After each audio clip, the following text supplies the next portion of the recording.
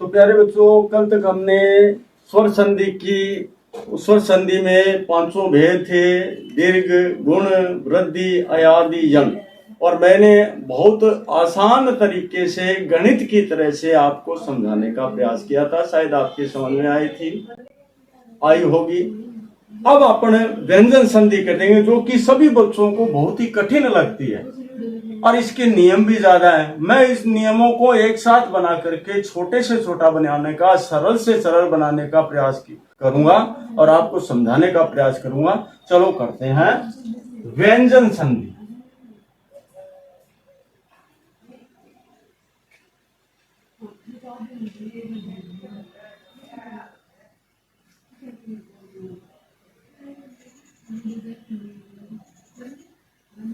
स्वर व व्यंजन से व्यंजन के मेल को व्यंजन संधि कहते हैं। जो परिभाषाएं तो आमतौर पर चाहे छठी, सातवीं, आठवीं, नौवीं, 10वीं में, 11वीं में, 12वीं में आपको करवा रखी है, आपको आती भी होगी। तो अब इसमें हम सबसे पहले शब्द को तोड़ना, और उसमें संधि कौन सी है उसका नाम का पता नहीं होता, तो इसमें पता लगाएंगे कि शब्द को तोड़ा कैसे जाता है और इसमें कौन सी संधि है, स्वर है, व्यंजन है, विसर्ग है। मैं बड़ा सरल तरीके से आपको समझाने का प्रयास करूंगा।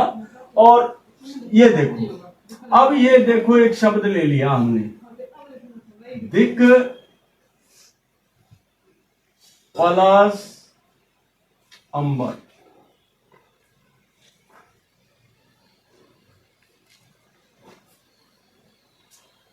दिक, पलस, अंबर। अब इसमें से स्वर निकला हुआ, तो इसके नीचे मैंने पहले ही बताया था हलंत लग गया, क्योंकि प्रत्येक वर्ण में प्यारे बच्चों स्वर होता है, क्योंकि वर्ण स्वर के मेल से ही बनता है। अब आपको यह ध्यान रखना है कि दोनों सार्थक शब्दों में टूटा हुआ है। सार्थक शब्दों में मतलब दोनों शब्दों का अर्थ निकलता है। अब दोनों शब्दों का अर्थ निकलता है, तो आपको इसमें पता लगाने के लिए कि कौन सी संधि, अगर यहां हमने हलंत नहीं लगाया तो आपको स्वर संधि लगेगी है। इसलिए इसमें से स्वर निकला हुआ, स्वर बार है। अब आपको नियम क्या ध्यान रखना है, यदि प्रथम वर्ण के अंत में, किसके, प्रथम शब्द के अंत में, प्रथम शब्द के अंत में प्रथम वर्ण हो, क्या हो, प्रथम वर्ण, प्रथम वर्ण,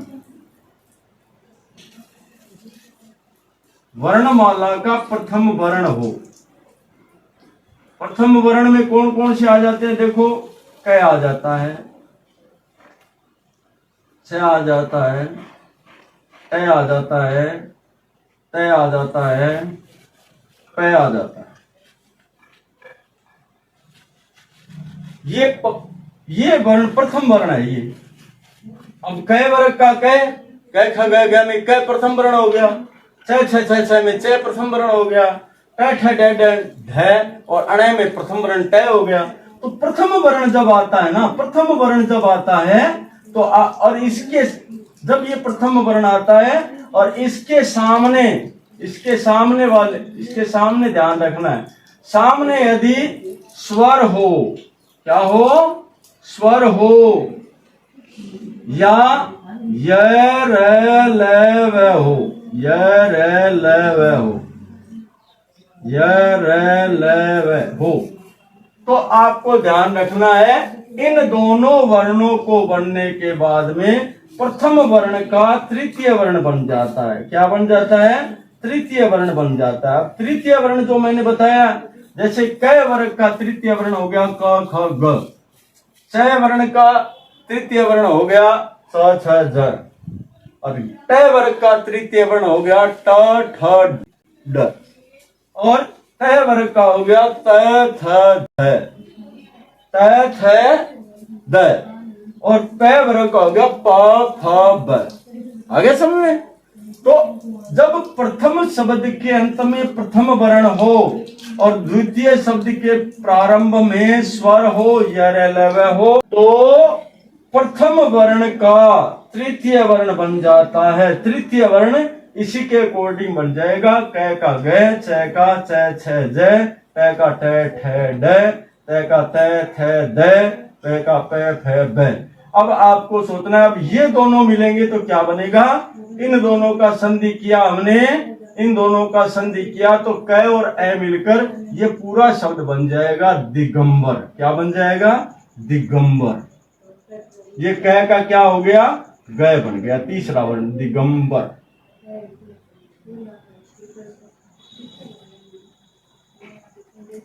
है समझ। अब दूसरा उदाहरण और ले लेते हैं। वाग यंत्र।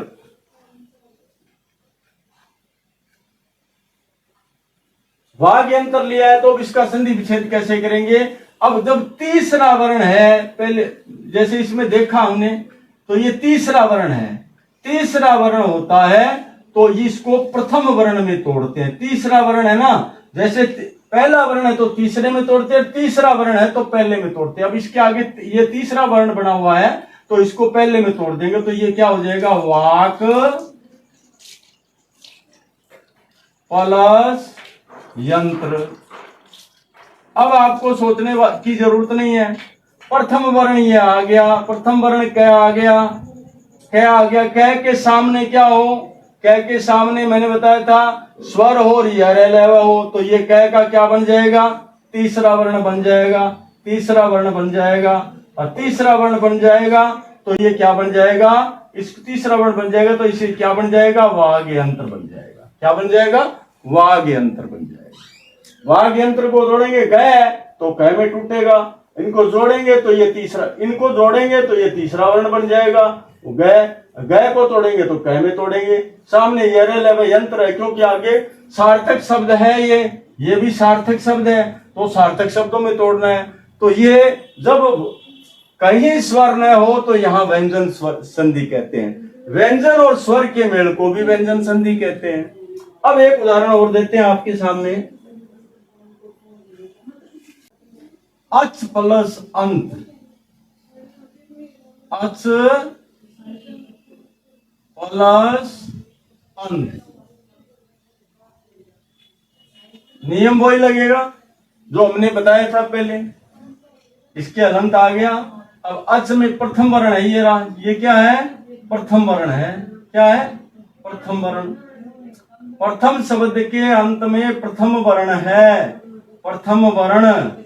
और प्रथम शब्द के अंत में प्रथम वर्ण हो और सामने मैंने बताया था आपको, नियम ध्यान रखना है, स्वर हो यर लव हो तो उसमें व्यंजन संधि होती है और तीसरा वर्ण बन जाता है। जब प्रथम वर्ण है इसके अंत में और द्वितीय शब्द के प्रारंभ में स्वर है, क्या है, स्वर है, स्वर है, तो ये दोनों मिलकर क्या बनाते हैं, ये दोनों मिलकर तीसरा वर्ण बनाते हैं। क्या बनाते हैं, तीसरा वर्ण। तीसरा वर्ण अब देखो क्या बनेगा इसका।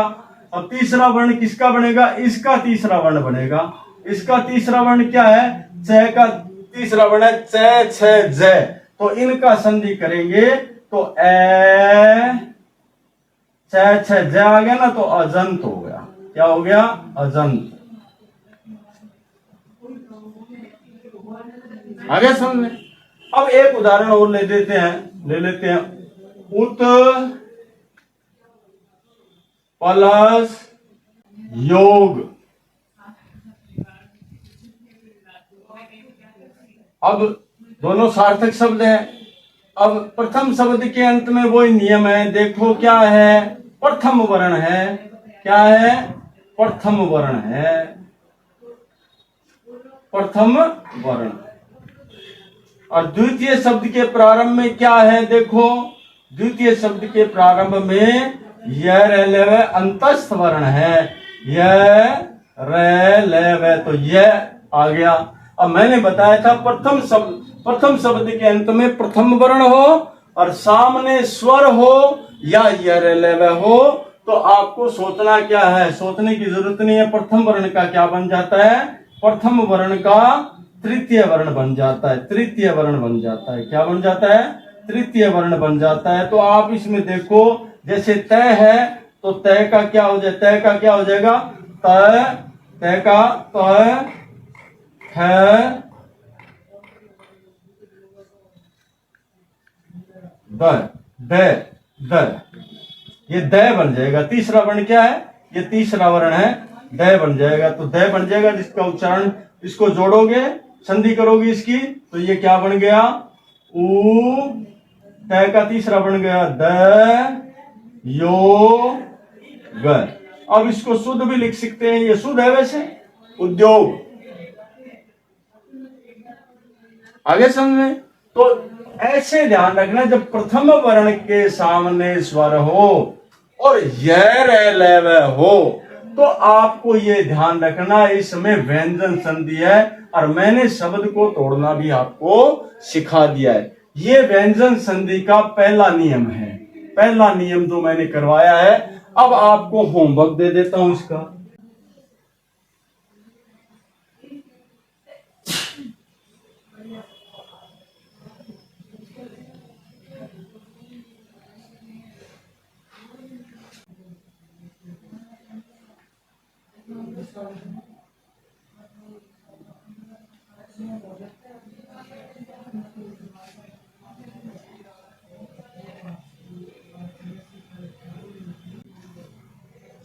अब ये होमवर्क दे दिया, अब आपको ये करना है।